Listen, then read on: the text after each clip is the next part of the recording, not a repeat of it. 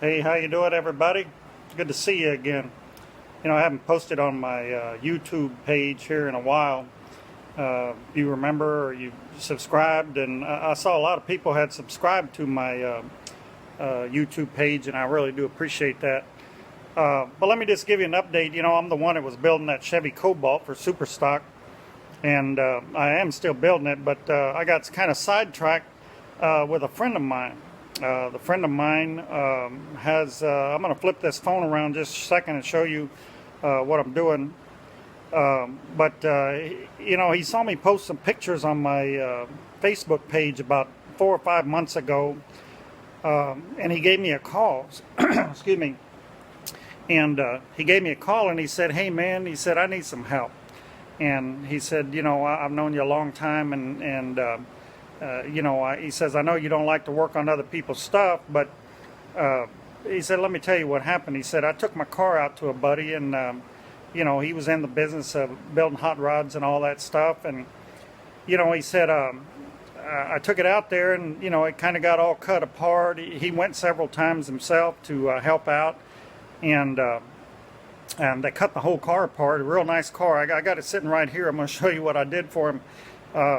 They cut the whole car apart, and then things just started kind of it just started kind of going away. They never worked on his car, and it started collecting a lot of dust. It was a pretty dusty environment out on a farm, and it was kind of half of a body shop, half a race car shop, and all that kind of stuff. Well, anyway, he said, "Would you go out there and take a look at it?" And it was about 40 miles away, and I said, "Well, yeah, I'll meet you out there on a Sunday." So I headed out there, and this guy's 64 El Camino was completely cut apart. The firewall was cut out of it.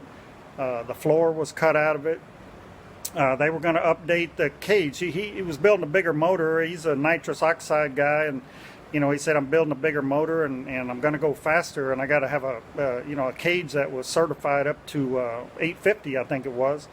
And he said, I'll probably be running somewhere in the eights, at least that's what I'm hoping for."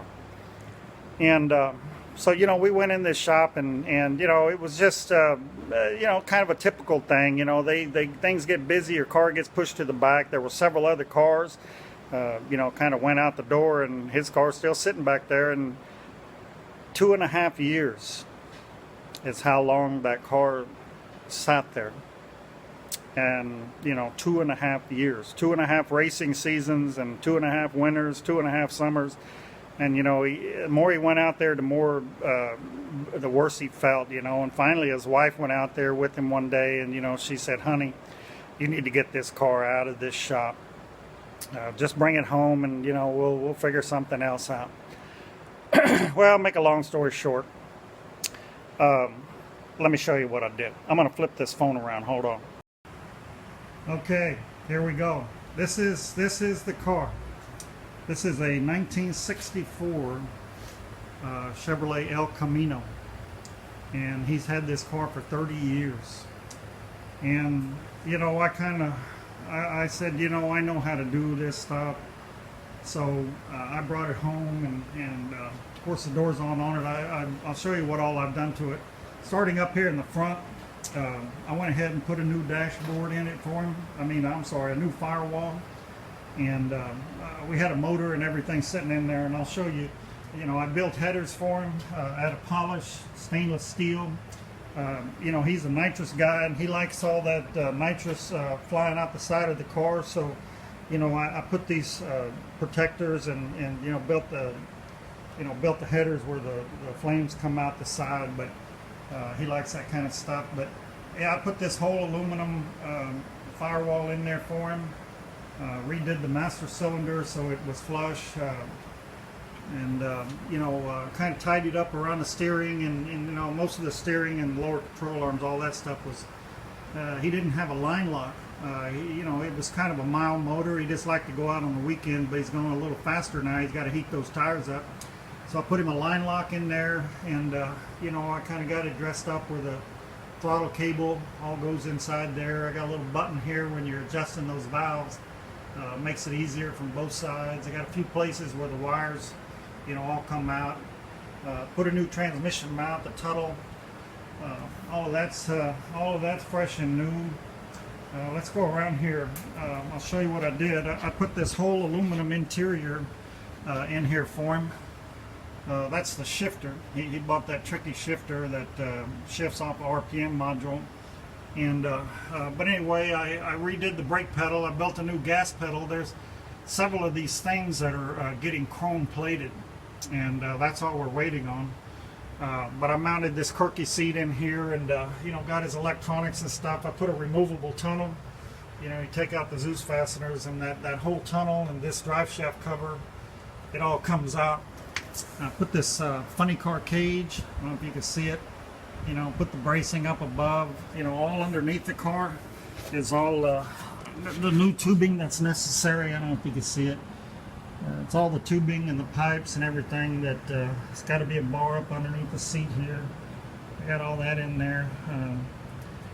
Kind of dark under here, but you can't see it. But anyway, put a whole new interior.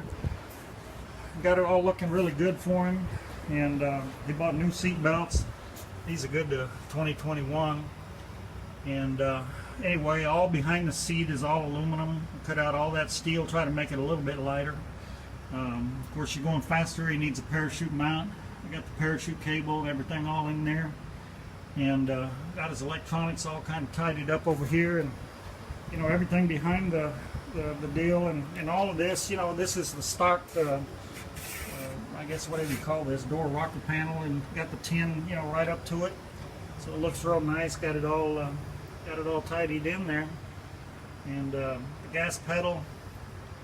The shifter bracket, it's got a, you know, to remove this shifter, remove this tunnel, you got to have a little spud sticking up there. You just quickly remove the shifter, and I'll take you to the other side and show you about that nitrous deal. But anyway, you know, I got the doors and everything under the cover in the back here, but yeah, he's a nitrous guy. He likes that stuff, so we got him fixed up. Kind of got ghost flames in here. When the car's on the track, it looks really nice, and you know, he just takes real good care of his stuff. So the way this works is he bought one of those tricky stand-up nitrous oxide bottle brackets that the bottle goes on, and I got the down tube and all that stuff. You know, you can see the tin in the back, kind of step rolled all of that. Got it all fixed up, and he's ready to come pick it up. We're just waiting on those chrome pieces.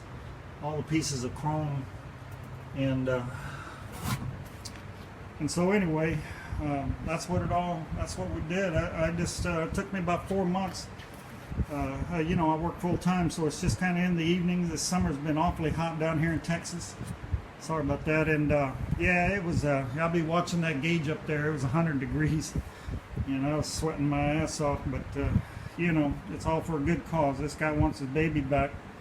Wants it back in the garage. I'm working on the motor now. He's got a transmission coming, and you know, all my stuff, my cobalt and all that got pushed over to the side here.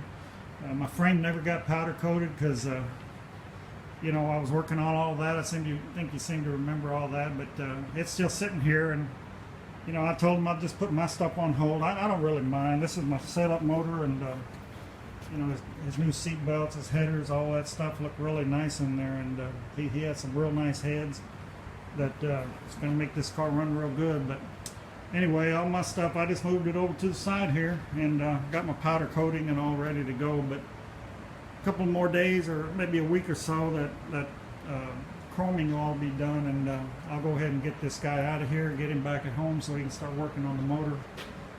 But anyway, I just thought I'd show you what I've been doing since I you know, last had a video working on my super stock. So it's going to come back. It's sitting over there. I talk to it every night. Say, hey baby, just hang on, we're going to be going here in a little while, because I got all the motor pieces, I got everything. So this winter, if you don't remember or not, I picked that cobalt up in October 2018. Or I'm sorry, yeah, 2018, because I've had it. This is end of September, so I've had it a year, and it's all been cut up. Everything's ready, frame's all built. So you know, I'm going to get back after it. But I just thought I'd give you an update on what I've been doing. You know, helping out a buddy who who kind of got hit the skids on his car. I mean, eventually it'll all been done, but who knows, 5, 6, 7 years. That's crazy, right? Anyway, it took me 4 months to do all this, working in the evening and on the weekends. And so he's going to be back out there here pretty soon. So anyway, I just thought I'd show you what I did, and helping this guy out. He'll be back on the track before you know it. And maybe I'll be out there pitted right next to him doing some testing tuning.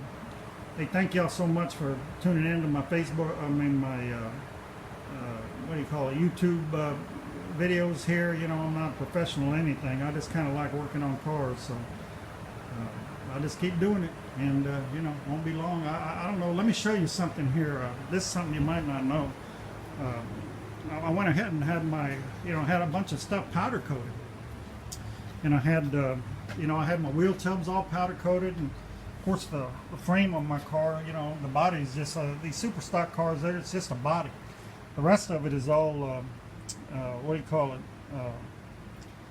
It's race car stuff. And so I got most of the aluminum stuff all powder coated. Got my little Chevy Cobalt. These are all the back panels that go in the back of the car back here. The wheel tubs, they're all ready to go in. They're all powder coated yellow. So when you open the trunk, all this back here will be yellow, like the car is. I'm gonna put a fresh coat of paint on top of it and then make it real shiny. And but anyway, all my parts and pieces are hanging all around. Here's my mid-motor plate. It's all powder coated. That's called Disco Dunes. That's the color of that. I don't know if you can see it. It's black with like a speckly little gold. Kind of hard to see it, but my seats, all that stuff. Got my oil pan sitting over there. I got repainted all the dash and all the pieces that go inside. That's all been redone. I had all the plastic pieces on the dashboard and stuff. That's all sitting over here underneath this towel. That's all. It was called hydro dipped, and I hydro dipped it in a wood grain finish. So it's kind of got a champagne colored dash. That's part of the glove box over there, but it's got a champagne colored dash. It's got to have wood grain, and somebody said, yeah, you're just pimping that thing out. That's all you're doing. But anyway, it'll look nice. It'll be clean. All my stuff is sitting over here. I got all my mock-up stuff. So, but anyway, I'll get this guy out of here before you know it. Oh, I told you I put a parachute. The parachute mount comes through there, and you can see the cable right here. It's gonna be pretty nice for him. He's really happy. So as soon as we get all this done, I'll get back on the road again with my little Chevy Cobalt sitting over there, and maybe I'll have a new report for you here in a month or so. Y'all take care. Bye bye.